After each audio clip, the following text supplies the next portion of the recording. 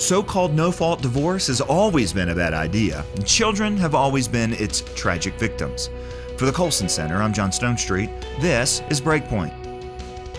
A couple weeks ago, Dominic Raab, the Deputy Prime Minister of the United Kingdom, praised what he called an important debate in Parliament. He was referring to a law that will go into effect April the 6th, under which married couples no longer have to name any faults before seeking a divorce. Now, this was ironic for a member of Britain's Conservative Party, since what he said flies in the face of what conservative actually means. It certainly cuts against the conservative foundations articulated by the likes of Edmund Burke and T.S. Eliot. According to those thinkers, family and tradition are the only real bulwarks there are, especially against the chaos of our atomistic age. As we noted recently on BreakPoint, if we lose our belief in marriage and the family as the foundation of a healthy and flourishing society, there will soon be very little left for conservatives to conserve. But Mr. Raab's comments only got worse. He went so far as to claim that the new law was a positive good, not just for parents seeking divorce and happiness, but also for their children. He put it this way, quote, "This vital reform will remove unnecessary conflict from the process by ending the blame game, helping to spare children from the harmful effects this can have."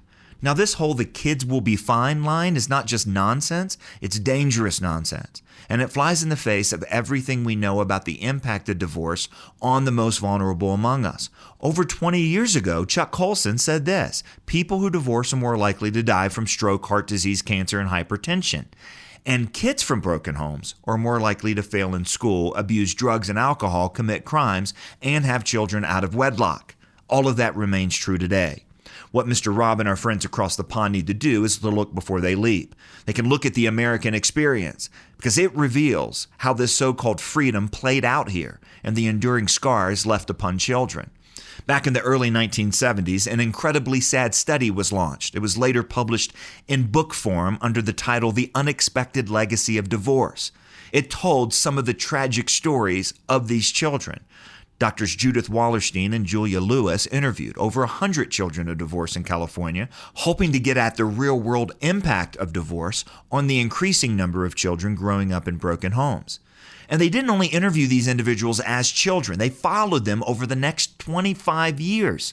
And what the study found was devastating. One reviewer described their findings this way, quote, "Only 7 of the 131 children from the original sample experienced a post-divorce home in which they had a good relationship with a step-parent.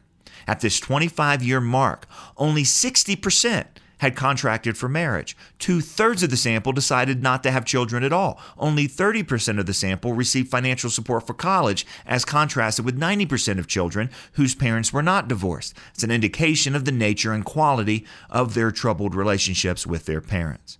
And of course, this story is about far more than just statistics. It's about the heartbreaking impact divorce had on these kids' lives. Like the woman who almost 30 years later could still see in her mind the details of the sun striking the patterns on the living room carpet the day her father left when she was only 4. Or the boy who refused to take off his heavy coat at school despite the day's heat in case he'd have to leave at a moment's notice. Or the little girl who kept telling her teacher about her new baby brother, except there was no baby brother. It was just her heart's plea to imagine that her parents were still together.